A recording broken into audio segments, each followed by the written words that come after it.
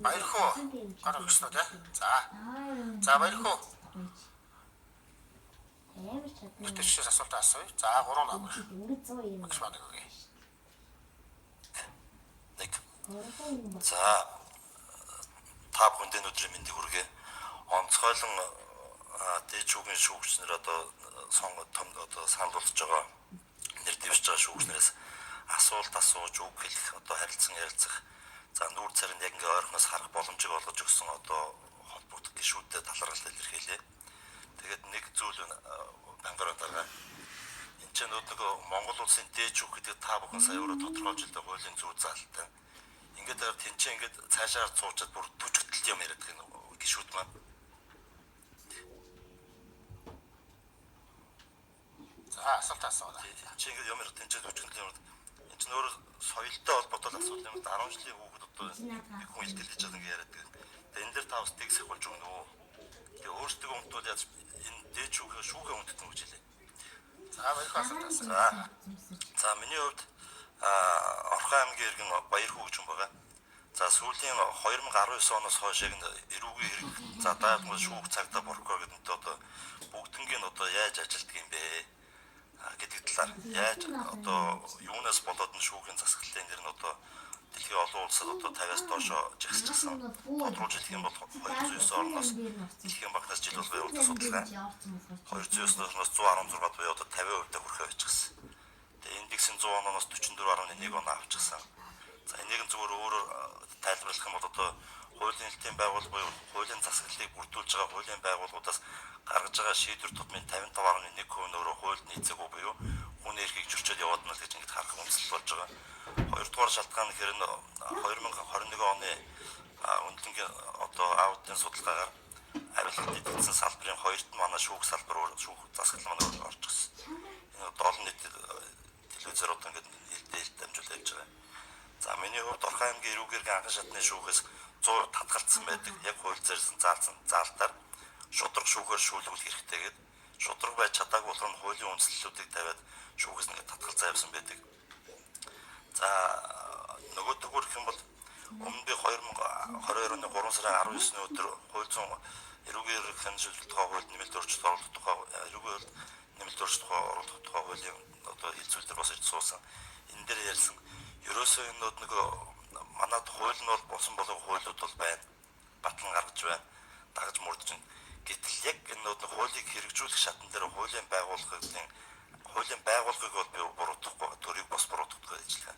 Яг энэ хуулийн байгууллагад ажиллаж байгаа хүмүүсийн ёс зүй гэдэг зүйл маань өөрөө ажлын дадлага туршлага гэдэг зүйлээсээ бүр одоо давсан тийм одоо хүчтэй хуулийг давсан юм одоо ёс зүйгүй хүмүүс байгаад байгаа учраас төр тэтгэл хуулийн гэдэг юм гэдэг шалтгаан буугаад наа гэж харж байгаа. За тэгээд танаас би асууж байгаамаа. За одоо энэ эрүүгийн хуулийн шинэ төрөөс барьж байгаа эрүүгийн хуультай холбоотой шүүхийн шинжилттэй холбоотой үзлбэрийн тал дээр болохоор нотолж чадахгүй цагаат гэдэг зүйл яриад байгаа. Энэтэй та хэр санал нийлж байгаа вэ? За үүний хүрээнд болохоор таныг одоо шүүгчээр ажиллаж байгаа хугацаанд цагаат гасан хэрэг байдгүй энэ хэдэн хичнээн хэрэг байдаг байвал ялалсан хэрэг хичнээн байдаг магадгүй шүүгээс буцаасан хэрэг одоо таны яг шийдвэртэй холбоотой гэж гарсан зүйл хэд байдаг вэ гэж асууж байгаа. За хоёрдугаарт нь улсын дээд шүүхийн хурд дээд шүүхэд манай өөрөө мухарлах гэдэг юм тийм ээ. Тэгэхээр эн чинь дандаа иргэний буюу аж ахуйн нэгжүүдийн эрх ашигтай холбоотой асуудлуудыг ярьдаг. Энэ хурал дээр иргэдийг нь муу тухайн аж ахуйн нэгжийн төлөөллийг оролцуулдаг юм байлээ. Одоо миний жишээн дээр бол тэр яг энэ нэг хүний эрх хэрэгчлөөтэй холбоотой, гэр бүлтэй холбоотой хамгийн гол нь хүний сэтгэл зүртэй холбоотой асуудлуудад шийдвэр гаргаж чад тухайн энэ холбогдож байгаа хүмүүсийг энэ шүүхтэй ч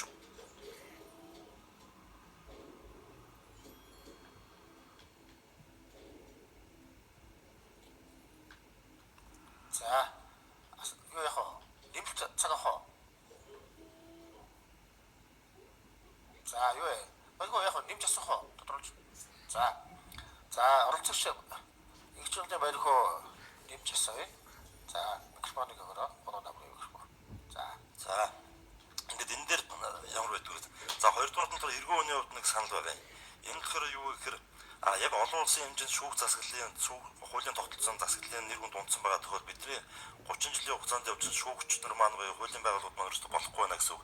Саний чинь ярьж байгаа жишээгээр одоо шүүгч нарын ёс зүйтэй холбоотой шүүхийн салбар өөрөө уналтанд орчихсон гэдэг юм зүйлийг нийгэмдээ яриад байгаа. Улс төрчид хүртэл нэг тодорхой баримт кейс жишээд ярьж байна. Одоо хариулт тоочж байгаа шүүгч нар хүртэл байна. Тэгэхээр миний хувьд болохоор нэг юм зүйлийг бодож байна. Нэгэнд ёс зүйтэй хүнийг оруулъя, сонгон шалрууд одоо тухайн ажлын байранд тавигдсан зүйлүүдийг авж байгаа зүйлээр оруулах юм бол нийт шүүгч нарыг шууд одоо цуцлаад энэ дэр нээлттэй ажлын байр зарлуулад явуулж яг таны хувь хүний ёс зүйч энэ дэр юу гэж хэлэх вэ гэдэг. За шат чадандаа хууль бус нотлохоор гэж би энэ ганцхан зүйлийг тань дээр харуулах гэж барьж ирсэн байж байгаа. Хуулийн байгууллагын ажил хуулийн нэр өмнөөс төрийн нэрийн өмнөөс хууль зөрчид явждаг. Тэр үйлдэлийг хамгаалахдаа бид нар хараат бус байх хэрэгтэй гэдэг. Ингээд энэ зүйлийг нь хараат бус гэдэг нэрийн дор хууль зөрчид яваад байгаа тохиолдлуудыг иргэд мэдээлдэг ингээд холбогдох улс төрийн албан хаагч тодорхойлсон. Ингэнгууд одоо энэ 2020 оны 3 сарын 23 өдрийн Нямбатар хууль зүйн байнгын дарга байх юм бичиг ингээд маш олон зүйлүүдэд дурдсан. Ингээд явуулангууд дээж хөрөнгөө явуулаад буцаад иргэдэнд ингээд нэг цаас ирдэг. Ерөөсөө яг ийм тогтолцоо бий болсон байна. Шат чадандаа худлаа мэдээлэлээр хангаад ингээд энэ мэдээллүүд нь төрд очоод одоо төрд очимод дээж хөрөнгө очингууд яг энэ худлаа буюу хуурамч мэдээллүүд хууль бусаар цогцолсон нотлох баримтуудыг батлаад явждаг яг бодит чинь би өөрөө суугаад байгаа. Дөрвөн шатны шүүхээр орсон байдаг.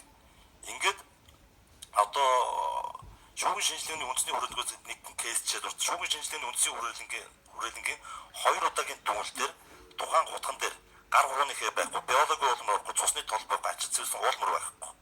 Энэ нотлох баримтыг одоо хэрвээ таны одоо шүүгчсэн хэрэг дээр ийм нотлох.